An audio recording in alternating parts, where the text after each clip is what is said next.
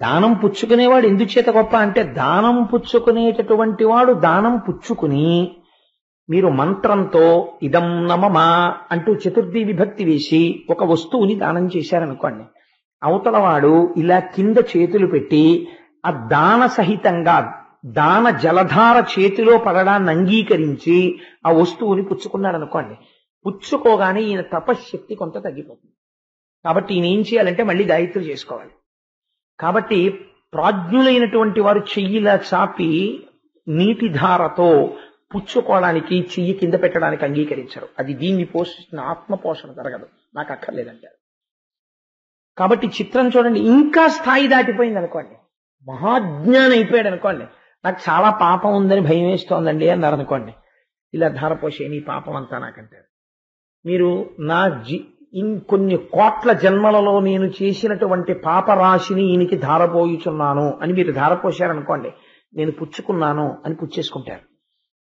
మరి ఇప్పుడు యువతల వాళ్ళు పతనం అయిపోరా మరి పుచ్చుకున్న వాళ్ళు అంటే, మీరు అగ్నిహోత్రంలోకి తీసుకెళ్లి అరటిపండు వేసినా కాలిపోవలసిందే, లేకపోతే నెయ్యి వేసినా కాలిపోవలసిందే, ఎండిపోయినటువంటి పేడు వేసినా కాలిపోవలసిందే. అవతలవాడు జ్ఞానాగ్ని స్వరూపమై నిలబడిపోతే ఒకవేళ వాడి దగ్గరికి పాపరాశిని దానం,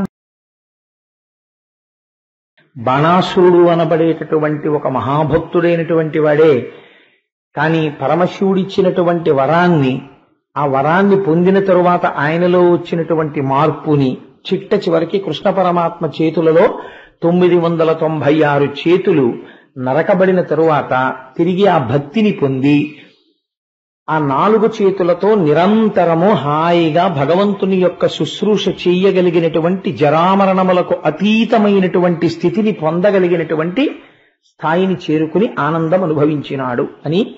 ఈశ్వరుడి యొక్క కృప ఎంత గొప్పగా ఉంటుందో, దానికి ఎంత హద్దులేని కృప అయి ఉంటుందో. ఒక్కసారి రక్షించు అన్న మాట అన్నందుకు బాణాసురుడు ఆ స్థాయికి వెళ్ళాడు. కాబట్టి మనం అడిగితే ఎవరిని అడగాలి రక్షించు అని?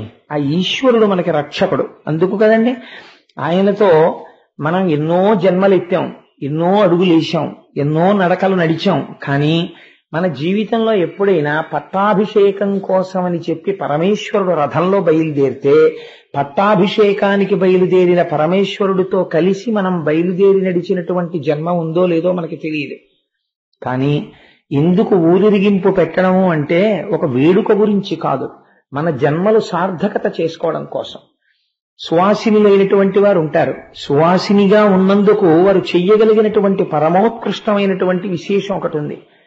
అలా చల్లినటువంటి నీళ్ల చేత వాళ్ళు ఎన్ని కోట్ల జన్మలు ఉద్ధరింపబడతారో, అందుకని వాళ్ళకి పరిమళ జలాలు ఇచ్చి ఆ రోజున వాళ్ళు పాత్ర తీసుకుని వస్తే చక్కగా పరిమళ జలాలని వాళ్ళు భూమి మీద చల్లుతుండగా సువాసినులందరూ పరమాత్మ ఆ రథం మీద విజయం చేస్తారు. ఆ వెనక ఆ కన్నెపిల్లలందరూ కూడా చక్కగా పేలాలు జల్లుతూ వస్తారు.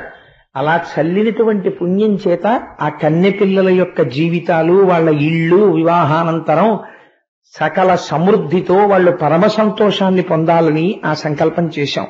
ఆ వెనక పురుషులు వస్తారు, ఆ వెనకాతలు ఇంకా చాలా వస్తాయి. చాలా హడావిడి ఉంటుంది ఆ రోజున.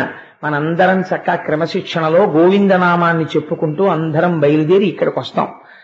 కాబట్టి కృష్ణ పరమాత్మ ఆ బాణాసురుణ్ణి ఉద్ధరించడము అనబడేటటువంటి ఆ ఘట్టమును పూర్తి చేసిన తరువాత ఒకానొక నాడు ఆయన అంతఃపురం ప్రాంతంలో ఉన్నటువంటి ఉద్యానవనంలో ఒక లోతైనటువంటి నుయ్యి ఉంది. ఆ ఉద్యానవనంలో కృష్ణ పరమాత్మ యొక్క కుమారులైన ప్రద్యుమ్నుడు, సాంబుడు మొదలైనటువంటి వాళ్ళందరూ విహరించారు. విహరించిన తరువాత వాళ్ళకి అలసట కలిగింది. అలసట తీర్చుకోవడం కోసమని కాసి నీళ్లు తాగాలి అని అనుకుని ఆ నూతి దగ్గరికి వచ్చి నూతిలోకి చూశారు నీళ్లు తోడుకుందామని. తీరా చూస్తే అందులో ఒక పెద్ద ఊసరవెల్లి ఒకటి పడి ఉంది. ఆ ఊసరవెల్లిని చూసి వాళ్ళు చాలా తెల్లబోయారు. నూతిలో పడిపోయింది ఇంత పెద్ద ఊసరవెల్లి, ఇదేదో పర్వతాకార సన్నిభంగా ఉంది, ఈ ఊసరవెల్లిని పైకి తీద్దాం అనుకున్నారు. పెద్ద పెద్ద తాళ్లు తెచ్చారు, అన్ని కట్టారు, దాన్ని పైకి లాగారు. కానీ ఆ ఊసరవెల్లిని పైకి తీయలేకపోయారు. అప్పుడు పరుగున లోపలికెళ్లి కృష్ణ పరమాత్మతో చెప్పారు, నూతిలో ఒక పెద్ద ఊసరవెల్లి పడుంది, దాన్ని పైకి తీయాలి అని ప్రయత్నించాం కానీ తీయలేకపోయాం. అంటే కృష్ణ పరమాత్మ బయటికి వచ్చి నూతిలోకి వంగి తన ఎడమ చేతితో ఊసరవెల్లిని పట్టుకుని చాలా సులువుగా ఒక గడ్డి పరకని పైకెత్తినట్టు ఆ నూతిలోంచి తీసి బయటపడేశారు. ఆయనకి తెలియనటువంటి విషయం ఏమి ఉండదు. కానీ సర్వజ్ఞుడైనటువంటి కృష్ణ పరమాత్మ ఈ సాంబుడు మొదలైనటువంటి వారిని అడ్డుపెట్టి లోకానికి ఒక గొప్ప ధర్మాన్ని ఉపదేశం చెయ్యాలి అని అనుకున్నారు. అనుకుని ఆ ఊసరవెల్లిని అడిగారు, నువ్వు ఎందుకు ఇంత పెద్ద ఊసరవెల్లి స్వరూపాన్ని పొందావు? ఊసరవెల్లి అంటే రంగులు మార్చేది, అది రంగులు మారుస్తుంది. దేని మీద ఉంటే ఆ రంగు పొందుతుంది. అది ఓ చెట్టు మీద ఉంటే ఆకుపచ్చగా అయిపోతుంది, ఓ ఎండుటాకుల్లో పడిపోతే ఎండుటాకుల రంగులోకి వెళ్ళిపోతుంది. రంగు మార్చగలిగిన దాన్ని ఊసరవెల్లి అంటారు. తొండ ముదిరి ఊసరవెల్లి అయిందిరా అంటుంటారు మన వాళ్ళు. అందుకని నీకు ఎందువల్ల ఈ ఊసరవెల్లి జన్మ వచ్చింది అని అడిగారు. అడిగితే ఆయన నమస్కారం చేసి ఆ ఊసరవెల్లి అంది, ఏ ఇక్ష్వాకుతనూజుడన్ రుగుడునా నేపారు భూపాలుడన్ దీనవ్రాతమునర్ధిబ్రోచుచు ధరిత్రీ నాయకుల్ కొల్చి సమ్మానింపన్ చతురంత భూభరణ సామర్థ్యుండనై సంతత శ్రీ నిండారినవాడ ఉల్లసిత కీర్తి స్ఫూర్తి శోభిల్లగన్ అన్నాడు. మహానుభావా, నేను ఇక్ష్వాకు వంశంలో జన్మించినటువంటి నృగమహారాజుని, రామచంద్రమూర్తి యొక్క వంశంలో జన్మించారు. ఇదే కథని కించిత్ మార్పుతో రామాయణంలో ఉత్తరాఖండలో కూడా ఉంది. ఈ నృగమహారాజు గారు రాజ్య పరిపాలన చేస్తున్నటువంటి రోజులలో పరమధర్మాత్ముడు. ఆయన చెయ్యనటువంటి పుణ్యకార్యం లేదు. ఆయన ఒకచో భాగవతంలో చెప్పుకున్నాడు, ఆయన నా గురించి నేను చెప్పుకుంటే ఆత్మహత్య చేసుకున్నటువంటి పాపం వస్తుంది, కాబట్టి నేను చెప్పుకోకూడదు. కానీ కృష్ణ, ఈ భూమి మీద రేణువులు లెక్క పెట్టవచ్చేమో కానీ నేను చేసినటువంటి దానాలు లెక్క పెట్టలేరు. అన్ని దానాలు చేశాను. గోదానం, హిరణ్యదానం, పుస్తక దానం, నువ్వుల దానం దగ్గర నుంచి నేను చెయ్యని దానాలు లేవు. అన్ని దానాలు చేశాను. ప్రతిరోజు గోవుల్ని దానం చేస్తూ ఉండేవాడిని బ్రాహ్మణులకు. అలా దానం చేసినప్పుడు ఒక విచిత్రమైనటువంటి సందర్భం ఏర్పడింది. ఒకనాడు నేను దానం చేసినటువంటి గోవు కశ్యపుడు అనేటటువంటి ఒక బ్రాహ్మణుడికి దానం ఇచ్చాను. ఆ కశ్యపుడు ఆ గోవుని తీసుకుని వెళ్లి తన పెరటిలో కట్టుకున్నాడు. కట్టుకుని మరనాడు ఆ గోవుని విప్పి పచ్చిగడ్డి కోసమని, మెయ్యడం కోసమని వదిలేడు. ఆ గోవు తప్పించుకుని అది అలవాటు ప్రకారం పూర్వం ఎక్కడుండేదో అక్కడికి ఆ నృగమహారాజు గారి దగ్గర ఉన్నటువంటి ఆలమందలోకి మళ్ళీ వెళ్ళిపోయింది. వెళ్ళిపోతే రాజు తాను దానం ఇచ్చేసినటువంటి గోవు తిరిగి మళ్ళీ వచ్చి తన మందలో కలిసిపోయింది అన్న విషయాన్ని గుర్తించలేకపోయాడు. గుర్తించలేక అదే ఆవుని వేరొక బ్రాహ్మణుడికి దానం చేశాడు. వేరొక బ్రాహ్మణుడు ఈ ఆవుని తోలుకుని వెళ్ళిపోతున్నాడు. వెళ్ళిపోతుంటే ఉన్న ఒకే ఒక్క జీవనాధారమై ఉన్నది ఆ ఆవు కశ్యపుడికి. ఇప్పుడు ఈ ఆవు కనపట్టలేదు. ఆ ఆవు కోసమని వెతుకుతున్నాడు. వేరొక బ్రాహ్మణుడు తీసుకెడుతున్నాడు దాన్ని. ఈ బ్రాహ్మణుడిని వచ్చి అడిగాడు, అది నా ఆవు, నాకు నృగమహారాజు గారు దానం చేశాడు దాన్ని. ఈ బ్రాహ్మణుడు అన్నాడు, నేను ఇప్పుడే దానం పుచ్చుకున్నాను ఈ గోవుని, నువ్వు ఎప్పుడో పుచ్చుకున్నానంటున్నావు, నేను ఇప్పుడు పుచ్చుకున్నాను. నేనేం చౌర్యం చేసిన వాణ్ణి కాదు, నేను ఇప్పుడు రాజు దగ్గర దానం పుచ్చుకుని ఈ గోవుని తీసుకెడుతున్నాను అన్నాడు. లేదు, ఈ గోవు నాదన్నాడు కశ్యపుడు. కాదు, ఈ గోవు నాదన్నాడు యువతల బ్రాహ్మణుడు. వాళ్ళిద్దరి మధ్య పెద్ద రచ్చ బయలుదేరింది. ఇద్దరూ కలిసి నృగమహారాజు గారి దగ్గరికి వెళ్ళారు. వెళ్ళి, అయ్యా, ఈ గోవుని నాకు పూర్వం నువ్వు దానం ఇచ్చావు, అదే ఆవు నీ మందలో కలిసిపోయింది. నువ్వు మళ్ళీ ఈ ఆవుని వేరొక బ్రాహ్మణుడికి దానం ఇచ్చావు, కాబట్టి నా ఆవుని నాకు ఇప్పించు అని మొదటి బ్రాహ్మణుడు అన్నాడు. అంటే నృగమహారాజు గారు అన్నారు రెండవ బ్రాహ్మణుడితో, నా వల్ల పొరపాటు జరిగింది.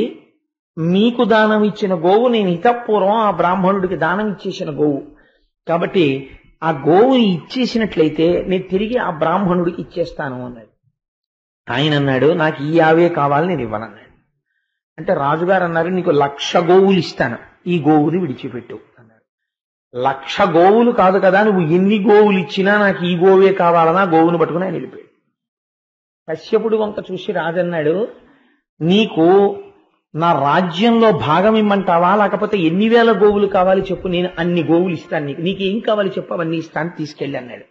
కశ్యపుడు అన్నాడు, నేను అడిగిన గోవుని నువ్వు ఇవ్వలేకపోయావు, నాకు దానం చేసిన గోవుని వేరొకరికి దానం చేశావు, గొప్ప దానం చేశావులే, ఇంకా నువ్వు నాకు ఇవ్వవలసింది ఏం లేదని కశ్యపుడు వెళ్ళిపోయాడు.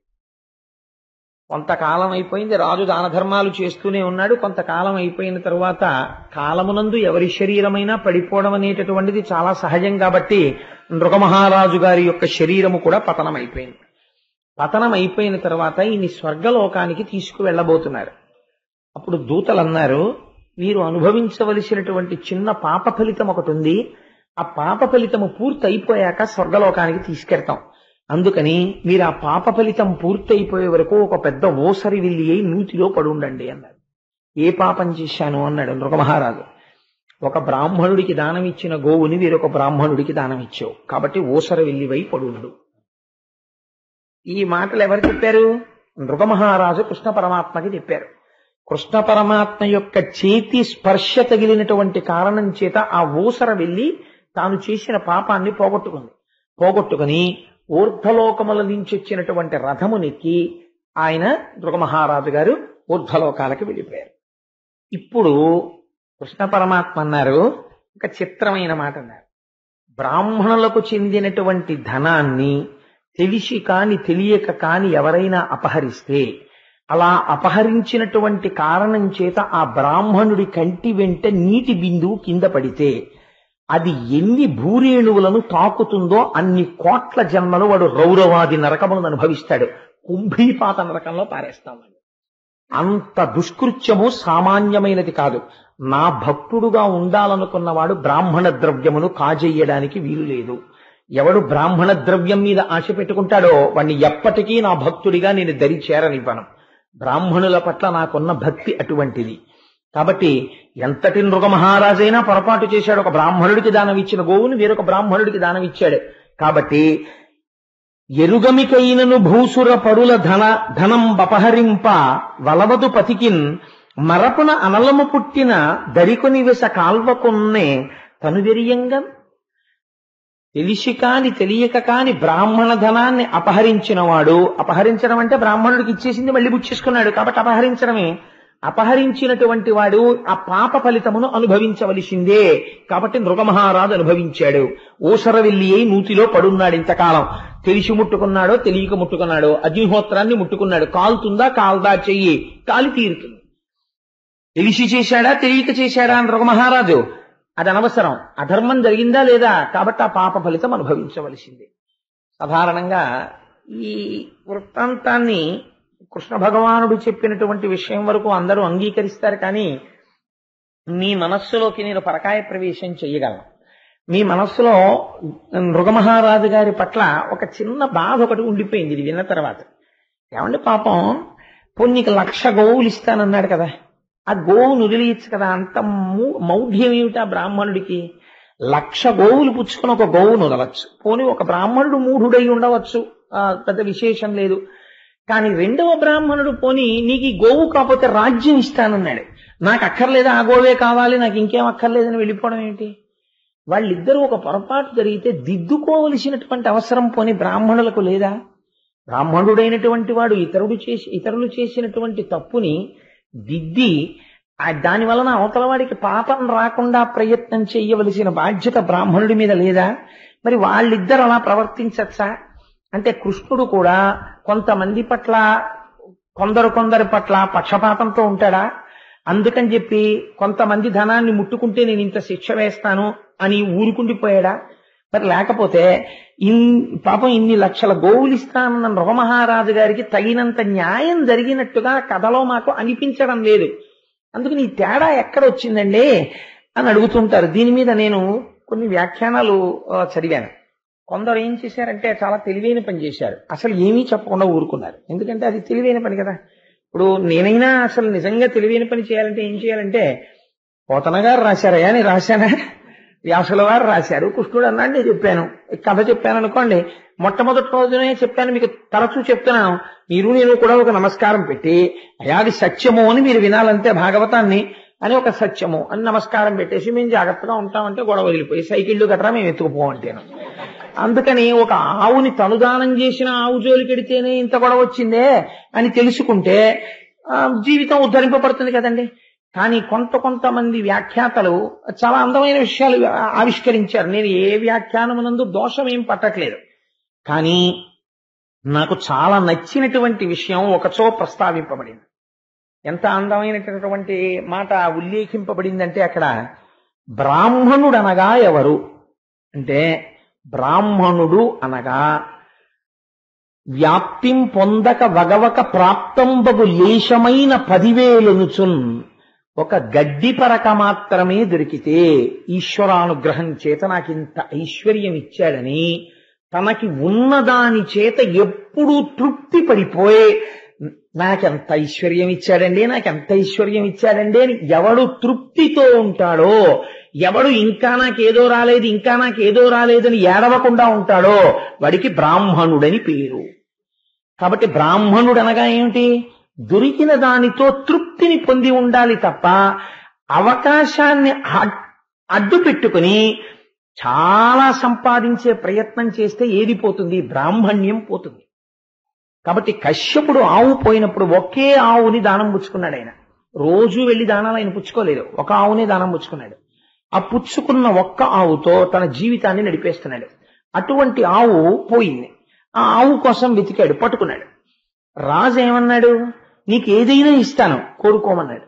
అలా కాని తనదైన వస్తువుని వదిలిపెట్టేసి తను పోషించవలసిన గోవుని వేరొకరు తీసుకెళ్లిపోయినా సరే విడిచిపెట్టేసి అది తనదై ఉన్నది దానం పట్టి ఉన్నాడు, తాను దానం ఇవ్వలేదు. కాబట్టి ఎప్పటికీ దానం పట్టి ఉన్నాడు. కాబట్టి ఆ గోవు ఎవరిది? ఆయనదే. ఆయన గోవుకి సేవ చేసి ఆయన జీవించాలి. కానీ ఇప్పుడు ఆ గోవుకి సేవ చేసి దాని పదార్థాన్ని ఆయన పుచ్చుకోలేడు. ఎందుకని? అది వేరొకరికి దానం చేయబడింది. నాది అని వేరొక బ్రాహ్మణుడు కూడా ఇప్పుడు దాని మీద భ్రాంతి పెంచుకుని ఉన్నాడు.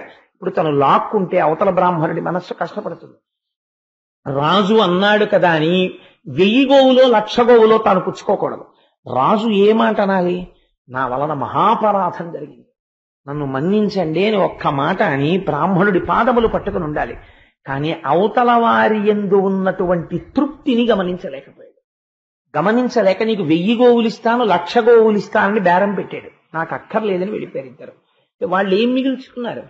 వాళ్ళ బ్రాహ్మణ్యాన్ని వాళ్ళు మిగిల్చుకున్నారు. బ్రాహ్మణ్యము అన్నది అపారమైన తృప్తితో పొందవలసినటువంటి లక్షణము. అంతేకాని బ్రాహ్మణ్యము అనేటటువంటిది కేవలముగా బాహ్యమునందుండేటటువంటి కొన్ని లక్షణముల చేత అన్ని వేళలా బ్రాహ్మణ్యం ఉన్నది అని చెప్పడం కుదురుతుందా అంటే అది కూడా చాలా కష్టం. అప్పుడు ఏమనవలసి ఉంటుందంటే బహుశः భ్రష్ట బ్రాహ్మణ్యము అని అనవలసి ఉంటుందేమో అని నేను అనుకుంటున్నాను. రామకృష్ణ పరమహంస మూర్ఖనారాయణుడు అన్నట్లు. కాబట్టి వాళ్ళు వాళ్ళ బ్రాహ్మణ్యాన్ని నిలబెట్టుకున్నారు. కానీ పొరపాటు మాత్రం ఎవరి వల్ల జరిగిపోయింది? దిద్దరానంత తప్పు ఎక్కడ జరిగింది? దానము చేసిన గోవు తిరిగి తన మందలో కలవకుండా చూసుకోవడంలో ఏమరపాటు పొందాడు రాజు. కాబట్టి తప్పు ఎవరి ఖాతాలో వేసేశారు అంటే ధర్మాధర్మ పరిశీలనము చేసేటప్పుడు అక్కడేం పక్షపాతాలు ఉండవు. స్త్రీ పురుష పండిత పామర కుల మత వర్ణ వివక్ష లేకుండా ఈశ్వరుడు శిక్ష విధిస్తాడు. అది కృష్ణ పరమాత్మ యొక్క వాక్యం. వాళ్ళు బ్రాహ్మణులుగా తమ బ్రాహ్మణ్యమును నిలబెట్టుకున్నారు. అందుకని వాళ్ళు 1000 గోవులకి 1,00,000 గోవులకి వాళ్ళు ఆశపడలేదు. వాళ్ళు ఏది పుచ్చుకున్నారో దానికి తృప్తిపడ్డారు. అది తిరిగి ఇద్దరికీ ఇచ్చేశాడు ఒకే గోవుని. ఇప్పుడు ఇద్దరికీ ఇవ్వడం కుదరని సంకటంలో తాను పడ్డాడు. కాబట్టి దానికి ప్రాయశ్చిత్తం, ఆ పాప ఫలితం అనుభవించాడు. కాబట్టి కృష్ణ పరమాత్మ కూడా ఇంకా పరివేదన చెందకుండా తన చేతితో ముట్టుకుని పైకెత్తారు తప్ప మూసరవెల్లి జన్మ రాకుండా చెయ్యలేకపోయారు. మూసరవెల్లి జన్మ వచ్చి అనుభవించాడు. తదనంతరమునందు మాత్రమే ఊర్ధ్వలోకాల్ని పొందగలిగాడు. అందుచేత ఈ ఆఖ్యానము వినడానికి చాలా సులువుగా చాలా చిన్న కథలా ఉంటుంది. కానీ ఇందులో ఒక గొప్ప ధర్మం తెలుస్తుంది మీకు. మీరు ఒక విషయం చూడండి. దానం చేసినటువంటి వస్తువు తిరిగి తన మందలో కలిసిపోకుండా జాగ్రత్త పడవలసినటువంటి అవసరం కూడా ఎవరిది? దానం చేసేవాడిదే. ఎందుచేతనో తెలుసా అండి? మన సనాతన ధర్మమునందు ఒక చిత్రమైన ప్రతిపాదన ఉంటుంది. దానం ఇచ్చేవాడు గొప్ప, దానం పుచ్చుకునేవాడు గొప్ప అని మీరు అడిగారు అనుకోండి, దానం పుచ్చుకునేవాడే గొప్ప అంటారు. ఎందుకో తెలుసా అండి? దానం పుచ్చుకునేవాడు ఎందుచేత గొప్ప అంటే దానం పుచ్చుకునేటటువంటి వాడు దానం పుచ్చుకుని మీరు మంత్రంతో ఇదం నమమా అంటూ చతుర్థి విభక్తి వేసి ఒక వస్తువుని దానం చేశారనుకోండి, అవతలవాడు ఇలా కింద చేతులు పెట్టి ఆ దాన సహితంగా దాన జలధార చేతిలో పడడాన్ని అంగీకరించి ఆ వస్తువుని పుచ్చుకున్నాడు అనుకోండి, పుచ్చుకోగానే ఈయన తపశ్శక్తి కొంత తగ్గిపోతుంది. కాబట్టి ఈయన ఏం చేయాలంటే మళ్ళీ గాయత్రి చేసుకోవాలి. కాబట్టి ప్రాజ్ఞులైనటువంటి వారు చెయ్యిలా చాపి నీటి ధారతో పుచ్చుకోవడానికి చెయ్యి కింద పెట్టడానికి అంగీకరించరు. అది దీన్ని పోషిస్తున్న ఆత్మ పోషణ జరగదు, నాకు అక్కర్లేదంటారు. కాబట్టి చిత్రం చూడండి, ఇంకా స్థాయి దాటిపోయింది అనుకోండి, మహాజ్ఞానం అయిపోయాడు అనుకోండి, నాకు చాలా పాపం ఉందని భయం వేస్తోందండి అన్నారు అనుకోండి, ఇలా ధారపోసే నీ పాపం అంతా నాకంటారు. మీరు నా కొన్ని కోట్ల జన్మలలో నేను చేసినటువంటి పాపరాశిని ఈయనకి ధారపోయుచున్నాను అని మీరు ధారపోశారనుకోండి, నేను పుచ్చుకున్నాను అని పుచ్చేసుకుంటారు. మరి ఇప్పుడు యువతల వాళ్ళు పతనం అయిపోరా మరి పుచ్చుకున్న వాళ్ళు అంటే, మీరు అగ్నిహోత్రంలోకి తీసుకెళ్లి అరటిపండేసినా కాలిపోవలసిందే, లేకపోతే నెయ్యి వేసినా కాలిపోవలసిందే, ఎండిపోయినటువంటి పేడు వేసినా కాలిపోవలసిందే. అవతలవాడు జ్ఞానాగ్ని స్వరూపమై నిలబడిపోతే ఒకవేళ వాడి దగ్గరికి పాపరాశి నిదానం. రమణ మహర్షి ఒక సందర్భంలో అలా పుచ్చుకున్నారు ఒకరి దగ్గర. నీ పాపమంతా నాకు ధారపోసేయి, నీకు భయం అయితే అన్నారు. ఆయన ధారపోసాడు, ఆయన పుచ్చుకున్నాడు. ఏమైనా చేసిందా రమణ మహర్షిని? దగ్ధం అయిపోయిందంటే ఆయన దగ్గర. అందుకే జ్ఞానానల ప్రభావేన తస్మై శ్రీ గురవే నమః అన్నాడు పరమశివుడు పార్వతీదేవితో. గురువు అంటే ఎవరో తెలుసా? పైకి దేహముతో ఉంటాడు, లోపల తనలో ఉన్నటువంటి జ్ఞానమనే అగ్నిపర్వతం వెలిగిపోతుంటుంది. ఆ వెలిగిపోతున్నటువంటి జ్ఞానాగ్ని పర్వత రూపమై ఉంటాడు. కాబట్టి ఆయన చేతిలో పడినటువంటి వస్తువు వలన అక్షయమైన అనంతమైనటువంటి ఫలితం వచ్చేస్తూ ఉంటుంది. ఆయన ప్రతిగ్రహీతయ్యి పుచ్చుకున్నప్పుడు ఈశ్వరాంశయ్యి తీసుకుంటాడు. కాబట్టి గురువుల యొక్క స్థితి, మహాజ్ఞానుల యొక్క స్థితి అలా ఉంటుంది. ఆ దానం చేసేటప్పుడు అన్నిటికన్నా ఎంత జాగ్రత్తగా ఉండాలో మనకి ఇది నేర్పుతుంది. దానం చేసేటప్పుడు ఇవాళ రేపు అంటే మనకి దానం చేసేటటువంటి విధి విధానాలు కూడా చాలా అసహ్యకరంగా అర్థం లేనివిగా తయారయ్యాయి. కానీ దానం చేసేటప్పుడు అవతల వాళ్ళ కాళ్ళు కడిగి, ఆ కాళ్ళు కడిగినటువంటి నీళ్లు తల మీద చల్లుకుని, భార్యాభర్త కలిసి మంత్రపూర్వకంగా నీటితో కలిపి అవతల వారికి ఇచ్చి తిరిగి అవతల వారి పాదములకు నమస్కరిస్తే ఆ దానమిచ్చేటప్పుడు వినయము వలన మీరు చేసినటువంటి దానానికి ఫలితం కలుగుతుంది. చాలా మంది మేము దానం చేశామండి అంటారు. నేను ఇలా చెప్పాను అని సభలో మీరేమనుకోకండి. శివాలయంలో మినువులు దానం చెయ్యండి అంటారు. ఎందుకు ఫలితం కనపడలేదు మాకు అంటారు. ఎందుకు కనపడదో నేను మీకు ఒక చిన్న విషయం చెప్తాను. శివాలయం లోపల మీరు ఆలయం యొక్క అంతరాలయమునందు కూర్చున్నా, శివాలయంలో కూర్చుని మీరు ఏదైనా ఒక మంచి పని చేస్తున్నా పైన ఏమీ ఉండకూడదు. చొక్కా కాని బనీని కాని ఏదీ ఉండకూడదు. సాధ్యమైనంత వరకు దేవాలయాల్లో అసలు అలా ఉండకూడదు. ఈశ్వర పూజ చేసేటప్పుడు కానీ, సంకల్పం చెప్పి ఏదైనా చేసేటప్పుడు కానీ విచిత్రమైనటువంటి స్థితి ఏమి ఏర్పడుతోందంటే, చొక్కాలు వేసేసుకుని, బనీని వేసేసుకుని, బెల్ట్ పెట్టేసుకుని, అన్నిటికన్నా దారుణమైన విషయం ఏంటో తెలుసా అండి? బెల్ట్ పెట్టుకుని గుళ్ళోకి వెళ్ళడం. ఎందుకో తెలుసా? బెల్ట్ ఎక్కడి నుంచి వస్తుందండి? ఒక జంతువు చచ్చిపోతే ఆ జంతువు యొక్క చర్మంలోంచి తీస్తారు, దాన్ని తీసి బెల్ట్ తయారు చేస్తారు. ఒక చచ్చిపోయిన జంతువు యొక్క చర్మాన్ని క్రౌర్యంతో ఊడతీసి ఎండపెట్టి పదును పెట్టి దాన్ని తీసుకొచ్చి నువ్వు మొలకు కట్టుకుని నువ్వు దేవాలయ ప్రవేశం చేసినటువంటి దానమునందు శుద్ధి ఎక్కడుంది? శుద్ధి లేదు. అసలు నువ్వు చేస్తున్న దాని యందు శుద్ధి లేనప్పుడు అది ఈశ్వరుడు యొక్క ప్రీతిని మీకు ఎలా తీసుకొస్తుంది? ఆ ప్రీతి ఆవిష్కరింపబడదు. మీరు చేసే దానానికి ఫలితం ఉండదు. మీరు దానము చేసేటప్పుడు చూపించినటువంటి వినయము వలన ఈశ్వరుడు ప్రీతి చెందుతాడు. ఈశ్వరుడు ప్రీతి చెందితే మీరు చేసిన దానానికి ఫలితం వస్తుంది.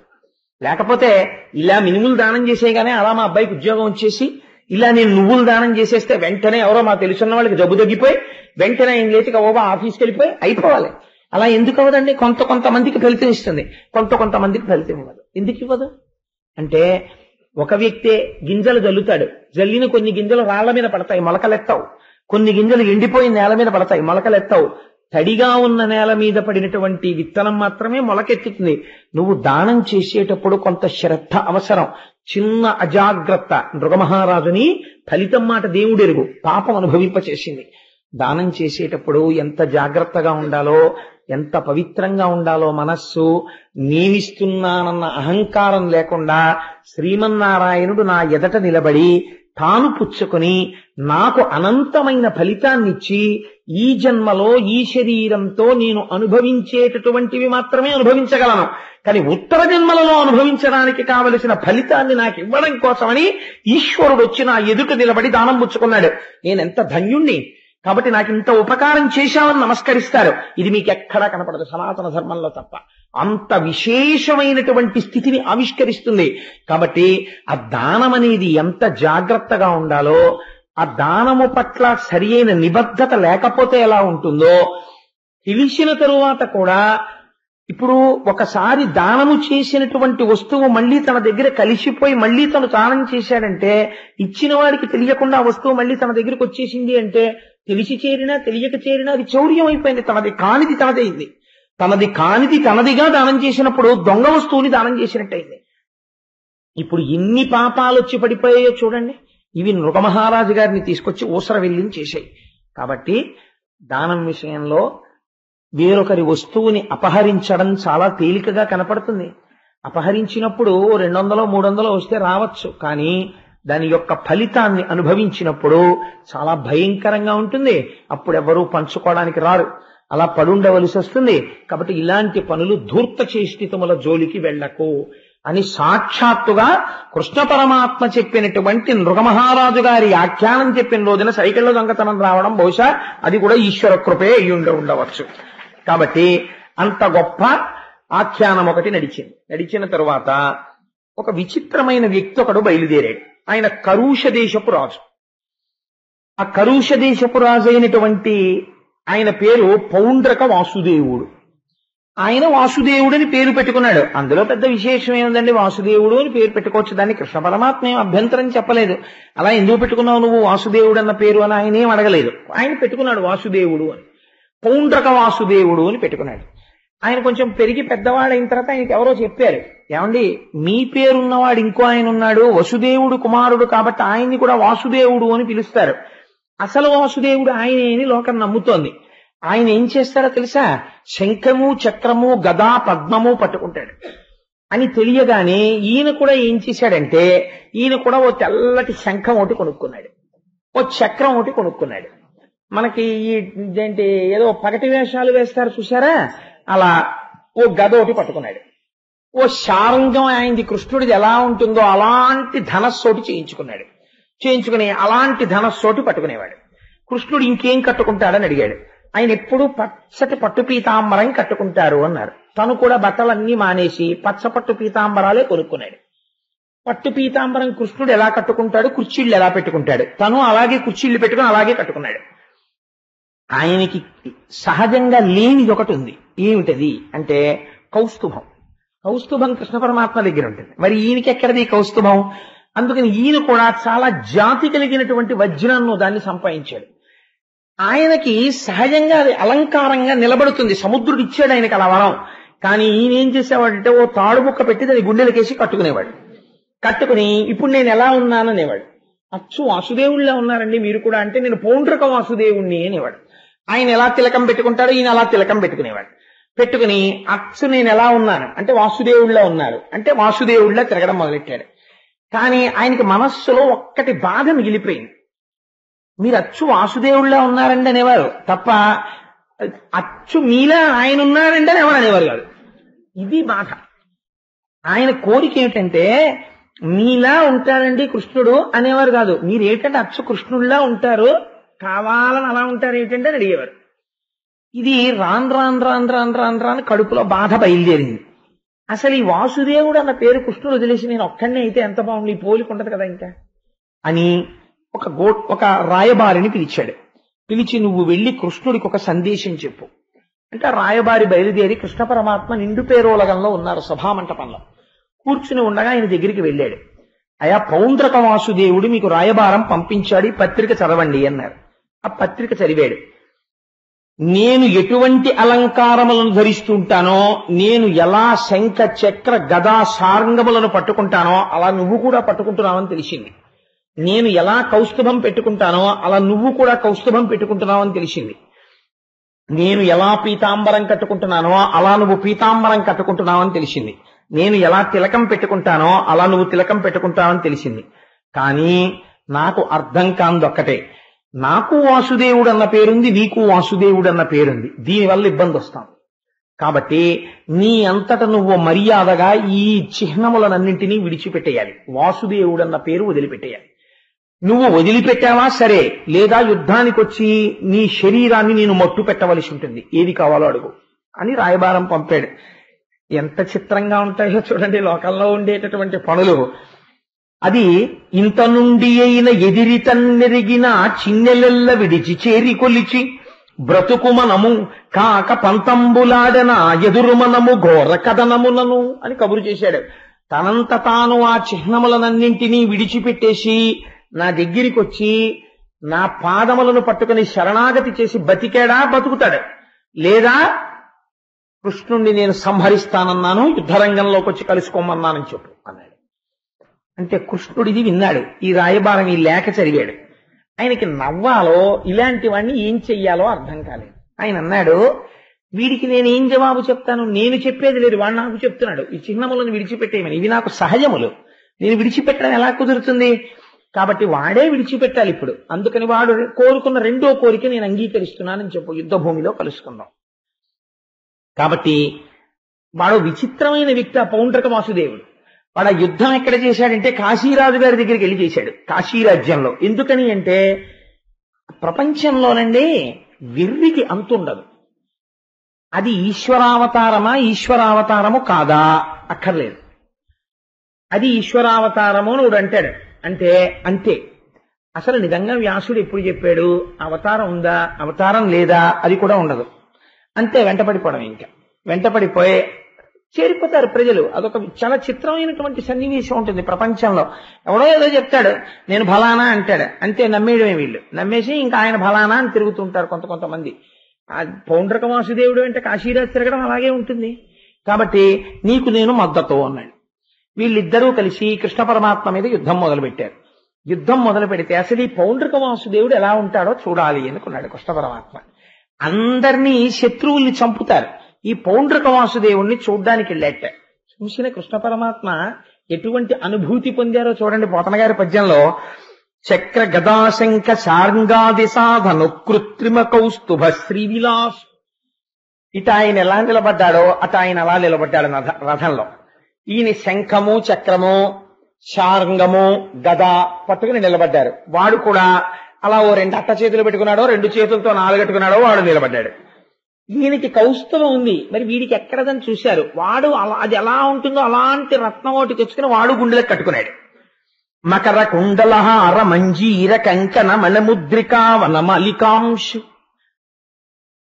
కృష్ణ పరమాత్మ ఎలా హారాలు వేసుకుంటారో, ఎలా మణికంకణాలు పెట్టుకుంటారో, ఎటువంటి నూపురాలు పెట్టుకుంటారో అలాంటి ఆభరణాలే వాడు పెట్టుకున్నాడు. ధవళ విచిత్ర పతంగ పొంగవ కేతు చెలువొందు పీత కౌశేయవాసు. కృష్ణ పరమాత్మ ఎటువంటి పచ్చటి పట్టుపుట్టం కట్టుకుంటారో అటువంటి పచ్చటి పట్టుపుట్టం కట్టుకున్నాడు. జవనాశ్వకలిత కాంచన రథారూఢిని రణ కుతూహలు అసన్నని కిరీటు. యుద్ధం చెయ్యడానికి ఎంతో సంతోషంగా కృష్ణ పరమాత్మ యొక్క రథానికి ఎప్పుడు 5 గుర్రాలు కడతారు. ఆ 5 గుర్రాలు కూడా చాలా చిత్రమైనటువంటి పేర్లతో ఆ 5 గుర్రాలు దారుకుడే నడుపుతాడు ఆ గుర్రాల్ని. అలాంటి గుర్రాలనే కట్టుకుని వాడు రథాలని పట్టుకుని యుద్ధానికి వచ్చాడు. ఆత్మ సమవేశ్, తాను ఎలా ఉన్నాడో ఆయన అలా ఉన్నాడు. ఆశ్చర్యపోయాడు రథం మీద చూసి. రంగ విహార కలిత నట సమానుని. స్టేజ్ మీద యాక్ట్ చేసేవాళ్ళు ఏదో జూనియర్ ఎన్టీఆర్, జూనియర్ ఏఎన్ఆర్ అని పేరు పెట్టుకుని మా చిన్నతనంలో రికార్డింగ్ డాన్సులు జరుగుతుండేవి. జరిగితే ఎన్టీ రామారావు ఎలా ఉంటాడో అలాగే జూనియర్ ఎన్టీఆర్ అన్న ఉండేవారు. ఉండి ఆ ఎన్టీఆర్ ఎలా నటిస్తారో అలా ఈయన నటిస్తుండేవారు, ఆ ఏఎన్ఆర్ ఎలా నటిస్తారో అలా ఈయన నటిస్తుండేవారు. ఇద్దరు ఆ హావభావాలు, ఆ శరీర ఆకృతి, ఆ సౌష్ఠవం, ఆ ఆహార్యం కూడా అలా పొందిక కుదిరేది. వాళ్ళు నిజంగానే చాలా తమాషాగా ఉండేవారు చూడ్డానికి. ఉండి నిజంగా వాళ్ళేనేమో అనిపించేది, అంత చక్కగా ఉండేవారు. అందుకని అలా చేసేవారు. అలా రంగస్థలం మీద నటుడు ఎలా ఉంటాడో అలా అచ్చు గుద్దినట్టు తనలాగే ఉన్నాడు అవతల రథం మీద. హర్షమిగురొత్త నవ్వె పద్మాయతాక్షు. ఆయన్ని చూసి పకపక పకపక ఆ నవ్వెట్ట కృష్ణుడు. అంత వాడును ద్వత్తుడగుచునడరి. ఇంత కృష్ణ పరమాత్మ కూడా పౌండ్రక వాసుదేవుణ్ణి చూసి ఒక పెద్ద నవ్వు నవ్వి యుద్ధాన్ని ప్రారంభం చేశారు. ప్రారంభం చేసి బ్రహ్మాండమైన యుద్ధం జరిగింది. ఏదో కాసేపు వాళ్ళ సైన్యం వాళ్ళు చెయ్యగలిగిన యుద్ధం చేశారు. ఆఖరికో బాణం వేసి కొట్టాడు, వాడు ఠామ్మని కింద పడి చచ్చిపోయాడు. చచ్చిపోతే జరిగిన చిత్రం ఏమిటో తెలుసా అండి? ఒక ఆశ్చర్యకరమైన సంఘటన జరిగింది. ఆ చచ్చిపోయిన వాడిలో ఉన్నటువంటి తేజస్సు పైకి లేచి కృష్ణ పరమాత్మలో కలిసిపోయింది. ఇది వినగానే పరీక్షిత్తు తెల్లబోయాడు. ఇదేమిటయా ఆయనలో తేజస్సు ఈయనలో ఎలా కలిసింది అన్నాడు. అంటే పరీక్షిత్ అన్నాడు, ఎలా ముట్టుకున్నది అగ్నిహోత్రం. వాడు పంచ కట్టుకుంటే నేను అచ్చు కృష్ణుల్లా కట్టుకున్నానా అని కట్టుకునేవాడు. వాడు గొలుసు వేసుకుంటే అచ్చు కృష్ణుల్లా వేసుకున్నానా, వాడు చక్రం పట్టుకుంటే అచ్చు కృష్ణుడి చక్రంలా ఉందా, వాడు ఏం చేసినా కృష్ణుల్లా ఉన్నానా కృష్ణుల్లా ఉన్నానా కృష్ణుల్లా ఉన్నానా, తన శరీరం కృష్ణుల్లా ఉన్నానా, కృష్ణుల్లా మాట్లాడుతున్నానా, కృష్ణుల్లా చెప్తున్నానా, అన్ని కృష్ణుల్లా కృష్ణుల్లా కృష్ణుల్లా అనుకుంటూ వాడు కృష్ణుడిల్లా అనుకోవడంలో మనస్సునందు కృష్ణ భావనను పొంది ఉన్నాడు. కాబట్టి వాడు ఏ కారణం చేత చచ్చిపోయినా సంతతము తలిచింది ఆ వస్తువునే, కాబట్టి ఆ వస్తువులోనే కలిసిపోయాడు. అది దాని ఫలితం. ఎంత చిత్రం అండి నిజంగా. పౌండ్రక వాసుదేవుడు వృత్తాంతం చాలా చిత్రంగా ఉంటుంది మనకి. అందులో అనేకమైనటువంటి నీతి కూడా ఉంటుంది. కానీ ఇవాళ నేను సభలో చెప్పగలిగిన నీతులు కావు. భగవంతుణ్ణి అనుకరించేటటువంటి ప్రయత్నాలు చెయ్యకూడదు. ఆయన పేరుతోటి, ఆయన యొక్క అవతారాలతోటి, ఆయన యొక్క లీలలతోటి ఈశ్వరుణ్ణి అనుకరించే ప్రయత్నం ప్రమాదకరము. అటువంటివి ధూర్త చేష్టితములు అయిపోతాయి. కాబట్టి ఆ నీతిని ఆవిష్కరించి అటువంటి లీల జరిగిన తరువాత ఆ కాశీ పట్టణంలో ఉండేటటువంటి కాశీరాజు యుద్ధం చేశాడు. ఆయన తల తెగి పడిపోయింది. ఇలాంటి వాటికి అనవసరంగా వెళ్ళి కాశీరాజు తల తెగి పడిపోయింది, కానీ ఆయనలో ఉన్న తేజస్సు ఈయనలో చేరలేదు. అది విచిత్రం. కాశీరాజు కాశీరాజుగానే ఉన్నాడు. పౌండ్రక వాసుదేవుళ్ళ కనీసం ఆ భావం లేదు. ఎక్కడి నుంచి వస్తుంది తేజస్సు కలవమంటే కలవలేదు. వాళ్ళ కొడుకు అయితే ఆభిచారిక హోమం చేశాడు కృష్ణుడి మీద. ఆ తేజస్సుని తన చక్రంతో అవతలకి తోసవతల పారేశాడు కృష్ణుడు. కాబట్టి ఇలాంటి అనవసరపు విషయాల జోలికి వెళ్లి మద్దతులు ప్రకటించడం, తిరగడం, ఇటువంటివి లేనిపోయినటువంటి ఇబ్బందులు తీసుకొస్తాయని మనకి సాత్వికమైనటువంటి ఆరాధన, వ్యాస భగవానుడి చేత ప్రతిపాదింపబడినటువంటి భగవంతుని యొక్క మూర్తులు, అటువంటి వాటిని ఆరాధన చేసి మనస్సుని సత్వగుణంతో ఉంచుకుని భగవంతుని యందు చేరే ప్రయత్నం చెయ్యాలి తప్ప లేనిపోని భేషజాలన్నవి అంత మంచివి కావు అని ఒక హెచ్చరిక చేసేటటువంటి ఒక అద్భుతమైనటువంటి లీల. ఇది జరిగిన తరువాత ఒకనాడు నారద మహర్షికి ఎవరో ఎక్కడో తిరుగుతున్నప్పుడు, ఆయన అన్ని లోకాలు తిరుగుతూ ఉంటాడు కదా, ఒక మాట చెప్పారు ఆయనతో. నారదా నారదా నువ్వు వెళ్ళావా కృష్ణుడు 16,000 మందిని పెళ్లి చేసుకున్నప్పుడు అన్నారు. అంటే 16,000 మందిని ఎన్ని రోజులు పెళ్లి చేసుకున్నాడు అని అడిగాడు. ఇన్ని రోజులో పెళ్లి చేసుకోలేదు. ఆయన నరకాసురుడి దగ్గరికి యుద్ధానికి వెళ్ళినప్పుడు నరకాసురుడు తీసుకొచ్చి దాచినటువంటి కారాగారంలో బంధించినటువంటి 16,000 మంది రాజకుమార్తెల్ని సౌధానికి తీసుకొచ్చి 16,000 మందికి 16,000 సౌధాలు నిర్మించి 16,000 మందిని ఒకే ముహూర్తంలో ఒకే కృష్ణుడు 16,000 మంది కృష్ణులై ఒకే ముహూర్తానికి తాళి కట్టాట అన్నారు. అంటే నారదుడు ఆశ్చర్యపోయాడు. 16,000 మంది కాంతలకి 16,000 మంది కృష్ణులు తాళి కట్టారా? ఇది ఎలా జరుగుతుంది? అంటే అంత జ్ఞాని ఎటువంటి మోహానికి లోనయ్యాడో చూడండి. తాళైతే కట్టాడు, సంసారం ఎలా చేస్తుంటాడు? 16,000 మంది, ఇటు 8 మందినా? అసలు కృష్ణుడు 16,000 మంది దగ్గర ఇంకా మనసులో లెక్కలు కట్టేసుకున్నాడు, చాలా లెక్కలు. ఎవరి దగ్గరికి ఎన్ని రోజుల తర్వాత వెడుతుంటాడు? అసలు గుర్తుంటుందా కృష్ణుడు మళ్ళీ వస్తే? లేకపోతే కృష్ణుడికే గుర్తుంటారు? 16,000 మందిలోనూ ఓ భార్య బజార్లో కనపడింది అనుకోండి, ఏమేమి నువ్వు ఇక్కడున్నా అనగలరా, కృష్ణుడు గుర్తుంటుందా అని ఆయనకి లోపల చాలా ఆలోచనలు వచ్చేసాయి. ఇంకా వచ్చేసి వీటన్నిటి పర్యవసానం ఏమిటో తెలుసా అండి?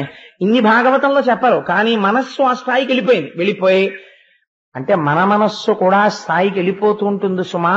చక్కదిద్దడానికి దశమస్కందంలో ఉత్తర భాగాన్ని చివరికి వెళ్ళిపోతుండగా ఈ లీలలు తీసుకొస్తారు. ఇంకొకరు ఎందుకని నారదుణ్ణి తీసుకొచ్చారు ఆ లీలలోకి.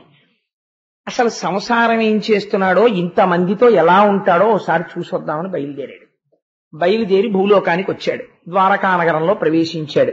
అబ్బో, ఆ ద్వారకా నగరం పరమరమణీయంగా ఉంది. ముందు ఎవరింటికి వెడదామని ఆలోచించాడు. ఏదో ఓ ఇల్లు కనపడింది. ఏ ఇల్లైనా కృష్ణుడి ఇల్లేగా అక్కడ. అందుకని ఆ అంతఃపురంలో ఆ లోపల ఉన్నటువంటి ఇళ్లన్నీ కృష్ణ పరమాత్మ యొక్క భార్యలే వాళ్ళందరూ. అందుకని ఏ భార్య ఇంటికి వెడితే పోదు. కాబట్టి ముందిదిగో ఎదురుకుండా ఇదేదో కనపడుతోంది, కృష్ణుడి భార్య నంబర్ ఎంతో మనకి తెలియదు, కానీ ఓసారి లోపలికి వెళ్లి చూద్దాం ఇక్కడ ఉన్నాడో లేడో. లేకపోతే ఆవిడని అడగచ్చు, అమ్మ ఎప్పుడు వచ్చాడు కృష్ణుడు, మళ్ళీ ఎప్పుడు వస్తాడు, ఏమిటి విషయం అని అడగాలని.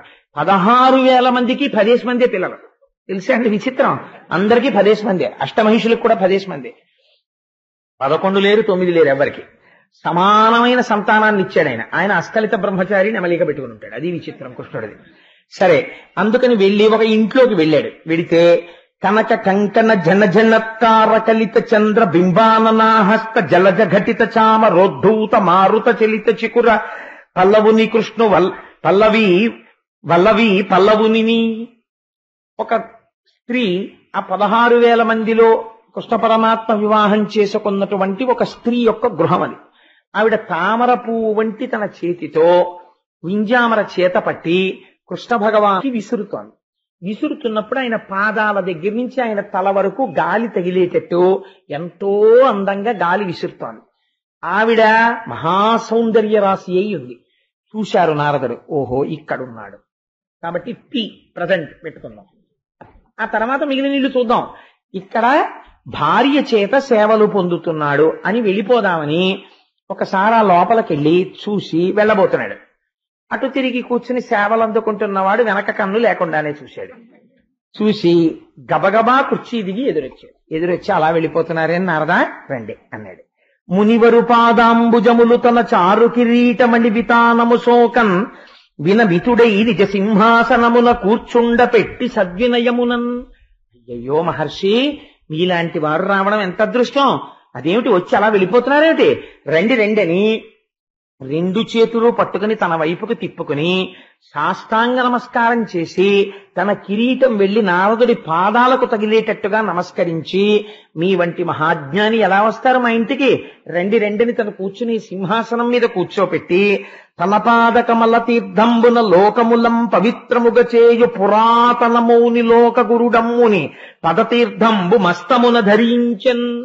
ఆయన్ని కూర్చోపెట్టి వెళ్లి బంగారు పళ్ళెం పట్రావే అని ఆ భార్యకి చెప్పి బంగారు పళ్ళెం ఆయన పాదాల కింద పెట్టి భార్య నీళ్లు పోస్తుంటే నారదుడి యొక్క కాళ్లు కడిగి సమస్త తీర్థముల యొక్క పవిత్రత మీ పాదరేణువులలో ఉన్నాయి అని ఆ పాదములు కడిగినటువంటి నీటిని తీసుకుని తన శిరస్సును చల్లుకొని తన భార్య శిరస్సున ప్రోక్షించి ఒక మాట అడిగాడు. నారదా, మీరు ఏం అలా వచ్చి వెళ్ళిపోతున్నారు నన్ను చూసి?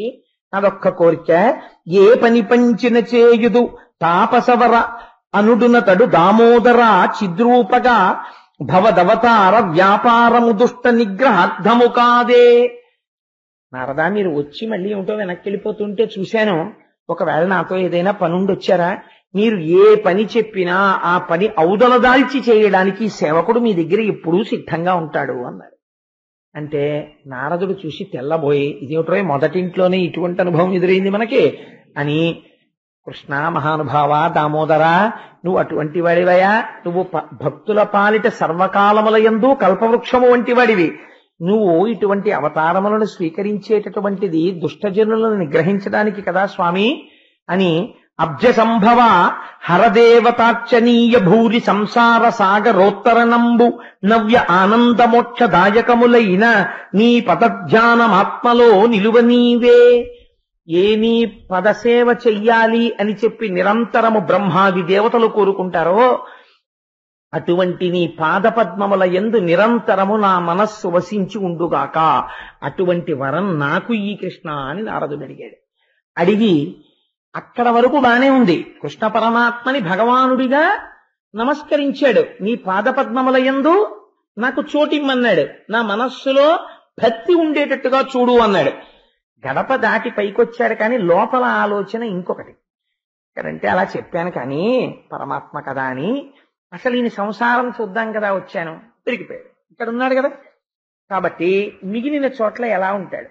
నారదుడంటే ఎవరండి? నారం దదాతి ఇతి నారద, జ్ఞానం ఇచ్చేవాడు. విష్ణు అంటే ఎవరు? అంతటా వ్యాపించి ఉండేవాడు. అంతటా వ్యాపించిన వాడికి 16,000 ఇళ్లలో ఉండడం గొప్ప. కానీ మోహన్ చూడండి ఎలా అనిపించిందో, ఇక్కడ ఉన్నాడు కాబట్టి పక్కింట్లో ఎలా ఉంటాడు అనుకుని మెల్లగా వెళ్ళి ఆ కట్టెని ఇలా తీసి ఆ ఇంట్లోకి తొంగి చూశాడు. కొంచెం కాళ్ళ గజ్జలు చప్పుడైనా గడప దాటి అడిగెట్టినా రారా అంటాడేమో, మళ్ళీ బాగుండదు. ఇప్పుడు తనకంటే కొత్త ఇల్లు కానీ ఆయనకి అక్కడ ఆయనే ఆతిథ్యం ఇచ్చాడు, ఇక్కడ ఆయనే ఆతిథ్యం, మళ్ళీ అస్తమానం కాళ్ళు కడిగేస్తుంటే బాగుండదు అనుకుని ఓ ఇంట్లోకి వెళ్ళి తొంగి చూశాడు. ఒకచోట ఉచిత సంధ్యోపసాన ఆసక్తు, ఒకచో పౌరాణికోక్తి కలితు, ఒకచోట పంచయజ్ఞోచిత కర్ముని, ఒకచోట అమృతోపయోగలోలు, ఒకచోట మజ్జనోద్యోగానుషక్తుని, ఒకచోట దివ్య భూషోజ్వలాంగు, ఒకచోట ధేను దానోత్కలితాత్ముని, ఒకచోట నిజసుత ప్రకరయుక్తు, ఒక్కచోటను సంగీతయుక్త చిత్తు, ఒక్కచోటను జలకేళియుత విహారు, ఒక్కచోటను సన్మంచ కోపయుక్తు, ఒక్కచోటను బలభద్రయుక్త చరితు. ఒక్కొక్క ఇంట్లోకి వెళ్లి ఇలా తలుపు తీసి చూశాడు. చూస్తే అక్కడ కూర్చుని ఆయన ఓం నమ ప్రాచ్యేదిశే అని ఇలా తూర్పు దిక్కుకి అక్కడ నమస్కారం పెడుతూ సంధ్యావందనం చేసుకుంటున్నాడు. నారదుడిని చూడగానే, అమ్మో నారదా మీరు వచ్చారా, రండి రండి రండి రండి. అమ్మ బాబు ఇది మళ్ళీ దొరికిపోయాను, నేనేం చెయ్యాలి, మహానుభావులు మీరు ఊరికే వస్తారా, రండి కాళ్ళు కడుగుతాను. అప్పుడే ఇంకా తడిగా ఉన్నాయి కాళ్ళు, పక్కింట్లోంచి వచ్చాడు. కడుగుతున్న వాడికి తెలుసు, కడిగించుకుంటున్న వాడికి తెలుసు, ఆ భార్యకి తెలియదు. పోయి రమ్మంటే వస్తారేమిటా, నారదుల వారు వచ్చారు నీళ్ళట్రా అంటున్నాడు, కడుగుతున్నాడు. కడిగేసి చల్లుకుంటున్నాడు. నేనేం చేయనంటున్నాడు. మళ్ళీ ఈయనదే పద్యం చెప్తున్నాడు. మళ్ళీ బయటకు వస్తున్నాడు. మళ్ళీ మూడో ఇంట్లోకి వెళ్ళాడు. ఇంకో ఇంట్లోకి వెళ్ళి ఇలా చూశాడు. చూసేటప్పటికి పౌరాణికోక్తి కలితూ, అక్కడికి వెళ్ళేటప్పటికి పురాణం చదువుకుంటున్నాడు. కనకథలే చదువుకుంటుంటే ఇలా చూసి చదువుకుంటున్నాడు కదా అని తెరేసేపోయాడు. నారదుల వారు రండి అంటే మళ్ళీ తీసుకెళ్ళాడు. అమ్మ బాబోయ్ ఇది ఎక్కడ కూడా ఆయన మళ్ళీ తరికాళ్ళు, మళ్ళీ కడగడం, మళ్ళీ చల్లుకోవడం, మళ్ళీ అడగడం, పద్యం చెప్పడం, మళ్ళీ వెళ్ళడం, మళ్ళీ 4వ ఇల్లు. అమృతోపయోగలోలు. ఇక్కడికి వెళ్ళిన తర్వాత కొంచెం ప్రమాదం తప్పింది. ఎందుకంటే ధ్యానం చేసుకుంటున్నాడు. కూర్చుని కళ్ళు మూసేసుకుని తనలో తాను రమిస్తూ ఉన్నాడు. పర్వాలేదనుకుని కొంచెం ఇలా చూసి ఇది కూడా ఇల్లే, ఇప్పటికి 4 చోట్ల ఉన్నాడు ఏమిటనుకుని కట్టినేస్తున్నాడు. రండి రండి నారదుల వారు అని లేచాడు. అమ్మ బాబోయ్ అనుకున్నాడు. మళ్ళీ అక్కడి నుంచి మజ్జనోద్యోగానుషక్తుని, దివ్య భూషోజ్వలాంగు, అన్ని చోట్ల మీరు గమనించండి ఎక్కడ దైవంలో లేడు. ఇది మీరు అక్కడ గమనించవలసిన విషయం. ఏ ఇంటికి వెళ్ళినా సంసారం ఎలా ఉంటాడో అలాగే ఉన్నాడు. ఒక చోటుకి వెళ్ళేటప్పటికి వాళ్ళ ఆవిడ నగలు పెట్టి తీసుకొచ్చి అక్కడ పెట్టింది. ఏమి ఇది వేసుకుంటే నాకు ఎలా ఉంటుందంటావు, నీ మొహం నువ్వు సరిగ్గా చెప్పవు, అన్ని బాగున్నాయంటావు, నాకు నీ నగలు వేసుకుంటున్నాడు. వేసుకుంటుంటే వాళ్ళ ఆవిడ మీకు ఏదైనా బాగుంటుందండి అని నగలు సర్దుతోంది. ఇంతలో కొద్దిగా ఇలా మెల్లిగా పిల్లిగా చేశాడు. నారదుల వారు రండి రండి రండి రండి అన్నాడు. ఇంకో చోటుకి వెళ్ళేటప్పటికి ఆవును దానం చేసుకుంటున్నాడు. బ్రాహ్మణ్ణి పిలిచి ఏడు మంత్రాలు కూడా వినపడుతున్నాయి. తెర తీశాడు. గోదానం చేస్తున్నాడు. మీరు వచ్చారు, రెండు రెండు రెండు రెండు అన్నాడు. ఎక్కడికి వెళ్ళినా సంసారలాగే కనపడుతున్నాడు. ఎక్కడా పరబ్రహ్మంలా లేడు. అన్ని చోట్ల ఇంతమంది భార్యలతోనూ సంసారం చేసుకుంటున్న వాళ్ళకే కనిపించాడు. 16,008 ఇళ్లు తిరిగాడు. 16,008 ఇళ్లలోనూ ఓ చోట అన్నం తింటున్నాడు, ఓ చోట జలకేళిలు ఆడుతున్నాడు, ఓ చోట చిత్రం ఏంటో తెలుసా అండి, పిల్లాన్ని కూర్చోబెట్టి పాఠాలు నేర్పుతున్నాడు. ఒక చోటకి వెళ్ళేటప్పటికి బలరాముడు కృష్ణుడు కూర్చుని మనం ఏం చేద్దామని మాట్లాడుకుంటున్నారు. ఒక చోట సాంబుడితో మాట్లాడుతున్నాడు, ఒక చోట ప్రద్యుమ్నుడితో మాట్లాడుతున్నాడు, ఒక చోట సభలో ఉన్నాడు, ఇంట్లో ఉన్నాడు, ఎక్కడికి వెళితే అక్కడే ఉన్నాడు. అన్నీ చూసి బయటికి వచ్చి అంతఃపురం బయట నించున్న నారదుడు అన్నాడు, ఏమినా ఆశ్చర్యం, ఏమినా ఆనందం, ఏమి కృష్ణ పరమాత్మ, మహానుభావుడు ఇంతమందితో ఏకకాలమునందు రమిస్తున్నాడు. ఎలా?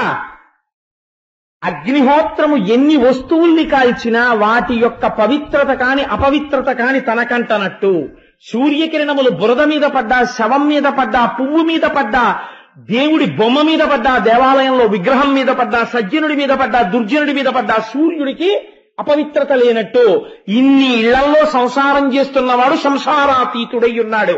ఇది నా స్వామి అని పొంగిపోయి చిడతలు వాయించుకుంటూ కింద మీద పడిపోతూ వైకుంఠానికి వెళ్ళిపోయాడు. ఇది కృష్ణ పరమాత్మ యొక్క ఆశ్చర్యకరమైన సంసార రీతి. అంటే దీనివల్ల ఏం తెలుస్తుంది? 16,008 కన్యలను మదము చేత చేసుకున్నవాడు కాడు, వారిని ఉద్ధరించడం. దాని యొక్క అంతరార్థాన్ని మీకు విశ్లేషణ చేసి ఉన్నాను. ఇప్పుడు కృష్ణ పరమాత్మ యొక్క వ్యాపకత్వాన్ని, ఆయన విష్ణుతత్వాన్ని ఆవిష్కరిస్తుంది. కాబట్టి కృష్ణుడు చేసిన చేష్టితములను వేలెత్తి చూపించే ప్రయత్నం నువ్వు చెయ్యకు సుమా. నారదుడంతటి వాడు నమస్కరించాడు, నువ్వెంతటి వాడివి. కాబట్టి ఈ లీల విన్న తరువాత పొంగిపోయి, ఎవరు అలా కృష్ణ పరమాత్మకి నమస్కరించి నా స్వామి వ్యాపకత్వం ఉన్నవాడు ఎందులేడు, ఇప్పుడు కూడా అంతటా ఉన్నాడు అని పొంగిపోతున్నవాడెవడున్నాడో అటువంటి వాడికి ఒక వరం ఇచ్చారు. ఇది విన్న తర్వాత అనిహరి ఇట్లు 16 సహస్ర వధూమణులం ప్రియంబునన్ మనసి జలకేళి తేల్చినయా మానుషలీల సమగ్ర భక్తితో వినిన పఠించినన్ కలుగు విష్ణు పదాంబుజ భక్తియున్ మహాధన పశు పుత్ర మిత్ర వనితాముఖ సౌఖ్యములన్నరేశ్వర. ఎవరైతే పరమ భక్తితో కృష్ణ భగవాను యొక్క సంసారాన్ని నారదుడు చూసేటటువంటి ప్రయత్నం చేసి తాను ఆనందపడినటువంటి కథావృత్తాంతాన్ని విని పరమాత్మకి నమస్కరిస్తున్నారో అటువంటి వారి యందు కృష్ణ భక్తి ద్విగుణీకృతమై వారు భగవంతుణ్ణి తొందరగా చేరుకుంటారు. దానితో పాటు ఇహమునందు అపారమైనటువంటి ధనాన్ని పొంది పశు పుత్ర మిత్ర వనిత ముఖ సౌఖ్యములను అన్నిటినీ కూడా అనుభవించగలిగినటువంటి స్థితిని కృష్ణ పరమాత్మ కల్పిస్తాడు అని ఆ ఆఖ్యానమును పూర్తి చేసి, అంత గొప్ప ఆఖ్యానమది నారదుడు దర్శించినటువంటి ఆఖ్యానం. అందుచేత ఒక్కసారి సభలో అందరూ అనండి గోవిందా. కాబట్టి ఆ తదుపరి ఒకనాడు నిండు పేరోలగంలో సభ తీర్చి ఉన్నాడు కృష్ణ పరమాత్మ. సభ తీర్చి ఉండగా ఒక బ్రాహ్మణుడు సభలోకి వచ్చాడు. వచ్చి ఒక మాట చెప్పాడు. అయ్యా, జరాసంధుడనబడేటటువంటి రాజు అనేక మంది రాజుల్ని ఓడించి కారాగారంలో బంధించాడు. వారందరూ కూడా అనేకమైనటువంటి హింసలు పొందుతున్నారు. కాబట్టి కృష్ణ పరమాత్మ మీరు త్వరలో విచ్చేసి ఆ జరాసంధుణ్ణి వధించి తొందరలో మళ్ళీ ఆ రాజులందరికీ కూడా స్వేచ్ఛ కలిగేటట్లుగా అనుగ్రహించవలసినది అని. ఆ మాటలు విన్నటువంటి కృష్ణ పరమాత్మ సంతోషించి తప్పకుండా తొందరలో వచ్చి మేము జరాసంధుణ్ణి వధిస్తాం అని మాట ఇచ్చి, ఇటువంటి సందర్భంలో మనం ఏం చేస్తే బాగుంటుందో ఆలోచన చెప్పు అని ఉద్ధవుణ్ణి అడిగాడు. ఉద్ధవుణ్ణి అడగడం ఎందుకండి అంటే పరమాత్మ అన్నీ తెలుసున్నవాడై ఉంటాడు. కానీ ఈశ్వరుడికి సహకరించినటువంటి పుణ్యాన్ని 10 మందికి కట్టబెడతాడు. ఉద్ధవుణ్ణి అడిగితే ఉద్ధవుడు అన్నాడు, ఇటువంటి కార్యం చేసే ముందు ఒక పని చేస్తే బాగుంటుంది. ధర్మరాజు గారి చేత రాజసూయ యాగం చేయించి ఆ రాజసూయాగం చేసినప్పుడు 4 దిక్కుల ఉండేటటువంటి రాజుల యొక్క పీచ మలచడానికి 4 పంపాలి కనుక ఆ సందర్భంలో జరాసంధుణ్ణి కూడా వధించి రాజసూయాగం చేస్తే బాగుంటుంది, మీరు అలా ఆలోచించండి అన్నాడు. తప్పకుండా చాలా మంచి ఆలోచన చెప్పామని కృష్ణ పరమాత్మ ఇంద్రప్రస్థానికి చేరుకున్నారు. ఎంతో సంతోషించాడు. ధర్మరాజు ఎదురొచ్చాడు, స్వాగతం పలికాడు. పలికిన తరువాత రాజసూయయాగం చెయ్యడం కోసమని చెప్పి సంకల్పం జరిగింది. వెంటనే ధర్మరాజు గారు తన సోదరులైనటువంటి భీమ, అర్జున, నకుల, సహదేవులు 4 పిలిచారు. పిలిచి 4 4 దిక్కులకి పంపారు. 4 దిక్కులకి వెళ్ళినటువంటి వాళ్ళు అన్ని దిక్కుల ఉన్న వాళ్ళని ఓడించి తిరిగి వచ్చారు. అందరూ కప్పం కట్టేశారు. ధర్మరాజు గారి పేరు చెప్పగానే ఆ రోజుల్లో మాటలండి, భీమసేనుడు, అర్జునుడు అంటేను ఎవ్వరూ అసలు వ్యతిరేకించిన వారు లేరు. మేము ధర్మరాజు గారి చక్రవర్తిత్వాన్ని అంగీకరించమన్న వాళ్ళు లేరు. అందరూ కప్పం కట్టారు సామంతులై. ఒక్క జరాసంధుడు మాత్రం కప్పం కట్టడానికి అంగీకరించలేదు అని ధర్మరాజు గారికి కబురొచ్చింది. ఏం చెయ్యాలి అని ఆలోచిస్తున్నాడు. ఆలోచిస్తుంటే కృష్ణ పరమాత్మ అన్నారు దాని గురించి, ధర్మజా నువ్వు బెంగ పెట్టుకోకు, జరాసంధుడిని వధించడం కోసమని నేను, అర్జునుడు, భీముడు 3 బ్రాహ్మణ రూపాల్లో వెడతాం. జరాసంధుడి దగ్గర ఒక మంచి అలవాటు ఉంది. వాడు బ్రాహ్మణులు ఏదైనా అడిగితే మాత్రం లేదనకుండా ఇచ్చేస్తాడు. కాబట్టి బ్రాహ్మణ రూపాల్లో వెళ్లి యుద్ధ భిక్షని అడుగుతాం. అడిగితే వాడు ఇస్తాను అన్న తర్వాత తప్పుకోవడానికి వీల్లేదు. వాడు యుద్ధం చేస్తాడు. యుద్ధం చేసి జరాసంధుడు మరణిస్తాడు. జరాసంధుడు మరణించిన తర్వాత రాజసూయాగం చేద్దాము అన్నారు. సరే తప్పకుండా అని చెప్పి ఆ కృష్ణుడు, అర్జునుడు, భీమసేనుడు 3 బ్రాహ్మణ రూపాలని ధరించి జరాసంధుడు పరిపాలించేటటువంటి ఆ మగధ దేశానికి వెళ్లారు. వెళితే జరాసంధుడి కోట దగ్గరికి వెళ్లి బ్రాహ్మణ రూపాల్లో నిలబడితే బయటికి వచ్చాడు. బయటికి వచ్చి మీకేం కావాలని అడిగాడు.